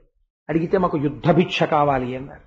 బ్రాహ్మణులైనటువంటి వారేమిటి యుద్ధ భిక్ష అడగడం ఏమిటి అని వాడు తేరిపారి చూశాడు. వాడేం తెలివి తక్కువ వాడు కనిపెట్టేశాడు. వచ్చిన వాళ్ళు కృష్ణుడు, అర్జునుడు, భీముడు వచ్చారు. కృష్ణుణ్ణి చూసి వాడు నవ్వి ఒక మాట అన్నాడు. వాడికి మనస్సులో ఏమిటి ఆలోచన, జరాసంధుడి కంటే మృత్యు ఎందుకు వచ్చిందో తెలుసా అండి? జరాసంధుడికి మృత్యువు రావడానికి కారణం 17 మాట్లు వాడు కృష్ణ పరమాత్మ మీద దండెత్తాడు. 17 సార్లు కూడా ఓడిపోయాడు. 17 సార్లు బలరాముడికి దొరకడం, కృష్ణుడు వదిలించేయడం. ఎందుకు అంటే నేను మీకు ఒకసారి ప్రసంగంలో చెప్పాను, ఈ దుష్టులందరినీ నేను ఎక్కడ వెతికి చంపుతాను? జరాసంధుడిని వదిలేస్తే వీడు వెళ్లి దుష్టులందరినీ లాక్కొస్తుంటాడు యుద్ధానికి. ఈశ్వరుడికి వ్యతిరేకంగా ఉండే వాళ్ళని వీడు తీసుకొస్తాడు. వీళ్ళందరినీ చంపి మళ్ళీ వీడిని వదులుతుంటే వీడు మళ్ళీ పట్టుకొస్తూ ఉంటాడు. కాబట్టి దుష్టవధ తేలికైపోతుంది అని వదిలేశారు. 18వ మాట మాత్రం కృష్ణ పరమాత్మ ఏమీ తెలియని వాళ్ళ పరిగెత్తుకుంటూ వెళ్ళిపోయి పర్వతం ఎక్కి పర్వతం నుంచి సముద్రంలో దూకి ద్వారకకి వెళ్ళిపోయారు. అలా ఎందుకు వెళ్ళారు అన్న విషయానికి సంబంధించిన ఆంతరమైన విషయాన్ని కూడా మీకు నేను ఒక రోజున విజ్ఞాపన చేసి ఉన్నాను. కాబట్టి ఇప్పుడు మళ్ళీ చెప్పను దాని గురించి. అలా 18వ మాట కృష్ణుడు ఓడిపోయినట్టు నటించాడు. ఆ 18వసారి ఓడిపోయినట్టు నటించడమే ఇప్పుడు జరాసంధుడు చచ్చిపోవడానికి కారణమవుతుంది. ఇప్పుడు చూడండి, వాడన్నాడు 17 సార్లు నేను ఓడిపోయానన్నది వాడు మర్చిపోయాడు. 18వసారి కృష్ణుడు పారిపోయాడు అన్నది వాడికి గుర్తుంది. మనం కూడా జీవితంలో ఒక పొరపాటు పని చేస్తూ ఉంటాం. మనస్సులో ఈశ్వరుడికి పెద్ద స్థానం ఉండదు. ఈశ్వరుడు ఏముందంతా నేను చేసుకుంటున్నాను అలా అనుకున్నప్పుడల్లా ఏవో కొన్ని పనులు అయిపోతుంటాయి. అది ఏదో ఈశ్వరానుగ్రహం, పిల్లాడు తప్పు చేసిన క్షమించిన తండ్రిలా ఔదార్యం వహిస్తాడు. ఇది తెంపరితనానికి చేరుతుంది. ఆ ఈశ్వరుడు ఏమిటనే స్థితికి వెళ్తుంది. అప్పుడు ఆయన ఎవరో చూపించాడు అనుకోండి, బోర్ల పడిపోతాడు. కాబట్టి ఇప్పుడు ఆ జరాసంధుడు కృష్ణుణ్ణి చూసి ఎంత మాట అన్నాడో చూడండి. అనవినివాడు నవ్వి అహహా విన వింతలు పుట్టే మున్ను నన్నని మొన్న నోర్వజాలక భయంబున పారితి పెక్కుమార్లు వంచన మధురాపురిన్ విడచి సాగర మధ్యమునందు దాగవే వనరుహనాభ నీ బిరుదు వాడితనంబును నాకు వింతలే అన్నాడు. ఎన్ని మాటలు ఓడిపోయాడండి ఆయన? ఒక్క మాట. కానీ ఏం చెప్తున్నాడు జరాసంధుడు? ఈ పౌరుషం నాకు తెలీదు అహహా అని నవ్వి. పోతన గారికి ఆ నవ్వు కూడా ఛందస్సులోకి వచ్చేసింది. అది పోతన గారి గొప్పతనం అంటే, ఆయన కవిత్వం అంటే. అనవినివాడు నవ్వి అహహా వినవింతలు పుట్టే. ఏం వింతయా, నేను యుద్ధానికి వస్తే పారిపోయిన వాడివి, వాళ్ళేమో నువ్వు నా ఇంటికి వచ్చి యుద్ధ భిక్ష అడుగుతున్నావా? అడగడానికి నీకు సిగ్గు లేకపోవచ్చు, నీతో యుద్ధం చేయడానికి నాకు సిగ్గు ఉండద్దు. పారిపోయిన వాడితో యుద్ధమా? కాబట్టి నీ బిరుదు, నీ గొప్పతనం, నీ పరాక్రమం నాకు తెలియని వాడివా? అందుకని నీతో నాకు యుద్ధం ఏమిటయా, నీతో యుద్ధం చేయనన్నాడు. ఈశ్వరుణ్ణి అధిక్షేపించడంలోనే వాడి మరణం వచ్చేసింది. కాని రణోర్వినన్నెదుర కష్టము కాని తలంగు. వాడు మొదట కృష్ణుడితో చెప్పిన మాట ఇది. నాతో యుద్ధ భూమిలో నిలబడ్డం అంటే అంత తేలిక విషయమేం కాదు. అసలు నువ్వు నా ఎదురుగుండా నిలబడ్డం ఏమిటి? ముందు నువ్వు పక్కకి వెళ్ళాలి. కాబట్టి తొలంగు గోత్రభిచ్చూనుడు భూరి బాహుబల దుర్దముడయ్యును పిన్న. అర్జునుడు మంచి బలపరాక్రమాలు ఉన్నవాడు. గాంధీవం పట్టుకుంటే శత్రువుల్ని దునుమారతాడు. కానీ చిన్నపిల్లాడు, వీడికన్నా పెద్దాడున్నాడుగా భీమసేనుడు. అందుకని ఈ మరుత్సూనుడు మామక ప్రకట దుర్బల శక్తికి చూడతుల్యమౌ. అర్జునుడి కన్నా పెద్దవాడు భీమసేనుడున్నాడు, పైగా వాయుపుత్రుడు. నాతో బలానికి సరిపోతాడు. ధూర్తతనం అంటే ఎలా ఉంటుందో చూడండి. వీని నిదుర్తునంచు చెయ్యివీచ జరాసుతుడు ఉగ్రమూర్తి అయి. వెంటనే వాడి కోపం వచ్చేసి వెంటనే ఆ చెయ్యి విసిరి అవతల వాళ్ళని లాగడం మొదలెట్టాడు. యుద్ధానికి రమ్మని. సరే, తప్పకుండా నీకు యుద్ధ కండూతి తీరుస్తాను అని భీమసేనుడు అనుకున్నాడు. వెంటనే ఒక భూమిని సమతలంగా తయారు చేశారు ఒక చోట, మల్ల యుద్ధం చేయడానికి వీలుగా. జరాసంధుడు భీమసేనుడు ఇద్దరు యుద్ధం మొదలెట్టారు. భయంకరమైనటువంటి యుద్ధం సాగుతోంది. ఇద్దరూ కూడా ఒకరికొకరు తీసిపోని రీతిలో కొట్టుకుంటున్నారు. ఆ కొట్టుకోవడంలో గదాప్రహారం చేసుకుంటున్నారు ఒకరి మీద ఒకరు. ముక్కుల్లోంచి, కళ్ళల్లోంచి, చెవుల్లోంచి నెత్తురు ఓడిపోయి ఇద్దరూ కూడా ఎర్రటి రంగులోకి మారిపోయారు. అలా కొట్టుకుంటున్నారు. కొట్టుకుంటుంటే భీముడిలో ఉండేటటువంటి తేజస్సు క్షీణించకుండా కృష్ణ పరమాత్మ తనలో ఉన్న తేజస్సుని భీమసేనుడి యందు ప్రవేశపెట్టారు. కృష్ణుడి యొక్క తేజస్సు కలియడం వల్ల భీమసేనుని యొక్క తేజస్సు క్షీణించలేదు. 10,000 ఏనుగుల బలం జరాసంధుడిది. అని వాడేం సామాన్యుడు కాడు యుద్ధంలో. వాడొకడు కీచకుడు. కీచకుడు ఇంకా జరాసంధుడు అందరూ చూస్తుండగా స్టేడియంలో కొట్టుకున్నారు. అందుకని వాళ్ళు దెబ్బలాడుకునేటప్పుడు మల్ల యుద్ధం చేసే వాళ్ళకు ఒక లక్షణం ఉంటుంది. మల్ల యుద్ధం చేసేటప్పుడు పట్టు సరిగ్గా పడాలన్నా, ఓ గుద్దినప్పుడు సరిగ్గా దెబ్బ తగలాలన్నా నిశ్శబ్దంగా ఉండి దక్షిణామూర్తిలా ఉంటే అలా కొట్టడం కుదరదు. వాళ్ళు గుద్దాలంటే అరుచుకుంటూ పట్టుకుంటారు, గుద్దుకుంటారు. కీచకుడు భీముడితో యుద్ధం చేసినప్పుడు ఏం జరిగిందో తెలుసా అండి? అటువంటి మల్ల యుద్ధం ప్రపంచంలో లేదు. ఎందువల్ల అంటే భీముడు గట్టిగా అరిస్తే కీచకుడితో యుద్ధం జరుగుతోందని, ద్రౌపది యొక్క కథ బయటికి వస్తుందని, అజ్ఞాతవాసం బయటపడిపోతుందని భీముడు అరవలేదు. అరవకుండా భీముడు కొడుతున్నాడు. తను గట్టిగా అరిస్తే ఇంత యువరాజుకి వీడికి ఇదేమి నిష్కారణమైనటువంటి దుర్మార్గ బుద్ధి, ఇన్ని దెబ్బలు తింటున్నారా అనుకుండిపోతారని కీచకుడు అరవలేదు. నిశ్శబ్దంగా కొట్టుకున్నారు ఇద్దరు. ఇక్కడ అలా నిశ్శబ్దంగా ఏం కొట్టుకోవట్లేదు, ఇద్దరు ఒకళ్ళనొకళ్ళు కుళ్ళబుడుచుకుంటున్నారు. అయినా సరే భీమసేనుడు తట్టుకోగలిగాడంటే కృష్ణ పరమాత్మ యొక్క తేజస్సు ప్రవేశపెట్టారు. యుద్ధం జరగగా జరగగా జరాసంధుడి యొక్క శక్తి క్షీణించడం మొదలుపెట్టింది. ఎడతెరిపిలేని యుద్ధం చేస్తున్న భీమసేనుడి వంక చూసి కృష్ణ పరమాత్మ ఒక్కసారి ఆయన దృష్టిని ఆకర్షించేటట్టుగా పిలిచి ఒక చెట్టు కొమ్మ తీసి దాన్ని ఇలా రెండుగా చీల్చి చూపించారు. ఏదో అటు ఇటు వెయ్యమన్నారు అని అంటారు, కానీ భాగవతంలో అలా లేదు. శరీరాన్ని చీల్చి చంపమని ఉందంతే. మామూలుగా యుద్ధం చేస్తే చావడం, అందుచేత నువ్వు ఆయన శరీరాన్ని రెండుగా చీల్చేసేయి అని చెప్పారు. అప్పుడు ఆ యుద్ధంలో పడగట్టి ఒక కాలుని తన రెండు కాళ్లతో తొక్కి పట్టి రెండవ కాలుని ఏదైనా బద్దలగొట్టవలసినటువంటి ఒక కట్టె పుల్లని విరగకొట్టి మధ్యలో ఒక చిన్న ఇనప గుదియ దిగ్గొట్టి ఇలా పట్టుకుని పైకెత్తి చీల్చేసినట్టు ఆ కాలు పట్టుకుని ఉత్తరించేస్తుంటే శరీరంలో సగభాగం తల వరకు రెండు ఖండముల కింద విడిపోయింది జరాసంధుడి శరీరం. విడిపోయి అటు ఇటు విసిరేశాడు. ఆ రోజున జరాసంధుడు మరణించాడు. మరణించిన తర్వాత అక్కడ ఉన్న రాజులందరినీ విడిపించారు. విడిపించి ధర్మబద్ధమైన పరిపాలన చేసేటటువంటి వాడు ఎవరుంటాడో అటువంటి వాడి పట్ల సర్వకాలముల యందు నేను ప్రీతిని కలిగి ఉంటాను, అందుకని మీరు ధర్మబద్ధంగా పరిపాలించండి అని చెప్పి ఆ రాజుల్ని తమ తమ రాజ్యములను పరిపాలించమని హితోపదేశం చేసి విడిచిపెట్టేశారు. ఆ రాజులందరూ కూడా బయలుదేరి వెళ్లిపోయారు. వెళ్లిపోయిన తర్వాత జరాసంధుడు కూడా మరణించాడని ఆయన దగ్గర ఉన్నటువంటి ధనకనక వస్తువాహనాల్ని పట్టుకుని ఇంద్రప్రస్థానికి చేరుకున్నారు. ధర్మరాజు గారు సంకల్పం చేశారు, ఇప్పుడు రాజసూయ యాగం చేస్తాను అన్నారు. రాజసూయ యాగం అంటే మాటలండి, బంగారు నాగలితో భూమిని దున్నారు. భూమండలం మీద ఉన్నటువంటి రాజులందరూ వచ్చారు. మనకి ఒక అలవాటు ఉంటుంది సాధారణంగా, ఏమిటంటే నేను కొన్ని పెళ్లిళ్లలో చూస్తే చాలా ఆశ్చర్యకరంగా ఉంటుంది. ఏమిట్రా బొత్తిగా ఇంత అల్పమైన సంస్కారంతో ఉంటుంది అని. ఎందుకంటే ఆ వీధిలో ఒక ఆయన అప్పులు వసూలు చేసుకునే వాళ్ళ ఓ పుస్తకం పెట్టి కూర్చుంటాడు. పుస్తకం పెట్టి కూర్చుంటే మనం లోపలికి వెళ్తున్నాం అనుకోండి, మీరు ఇచ్చేది ఏమైనా ఉంటే ఇక్కడ ఇచ్చేయండి అని అడుగుతాడు. అడిగితే మనం జేబులోంచి కవరో ఏదో పట్టుకెళ్తాం కదా, రిక్తహస్తాలతో వెళ్ళాం కదా, అది ఇస్తే మీ పేరు ఏంటి అని అడుగుతాడు. నా పేరు కోటేశ్వరరావు అంటారండి అంటే ఎంత అంటాడు, 116 అండి అన్నాం అనుకోండి. అతను 116 వేసిన తర్వాత తక్కువ వస్తే యజమానికి అతను ఇవ్వాలి. అందుకని అతను ఏం చేస్తాడంటే మీరు అంటించినా కవర్ చింపేస్తాడు. నేను చూశాను కొన్ని పెళ్లిళ్లలో.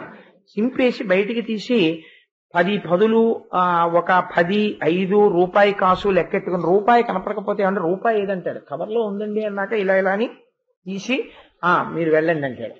అప్పుడు కప్పం కట్టేసిన సామంతరాజుల పేరు టిక్కి పెట్టేసి 116 వేసేస్తారు. వేసిన తర్వాత మీరు లోపలికి వెళ్ళగానే ఒక ఆయన నించుని ఉంటాడు డోర్ దగ్గర. నించుని మేస్టర్ అవతల రోలో ఖాళీ ఉంది అక్కడ కూర్చోండి అంటారు. అన్నం కోసం వెళ్ళిన వాళ్ళే ఉంటుందన్నమాట. అందుకని వెళ్ళి అక్కడ కూర్చుంటాడు. కూర్చుంటే వాడికి తీసుకొచ్చి కుడి చేత్తో ఎడం చేత్తో కూడా సవ్యసాచులు ఉంటారు, వాళ్ళు వచ్చి వడ్డన చేసేస్తారు. వడ్డన చేసేస్తే ఆ పెట్టినటువంటిది దిక్కులేని వాళ్ళే వీడు తినేస్తాడు. తినేస్తే ఆ తినేసేయడం అయిపోయిన తర్వాత వాళ్ళు లేచి బయలుదేరి అయ్యా పెళ్లి కొడుకు ఇక్కడ ఉన్నాడండి, పెళ్లి కూతురు ఇక్కడ ఉందండి, 4 అక్షతలు వేయండి అని ఎవరు అడగరు. అంటే వీడి ఆశీర్వచనం వాడికి ఏం అక్కర్లేదు, కప్పం కట్టేశాడు, తినేశాడు, వాళ్ళు లేచి వచ్చేస్తారు.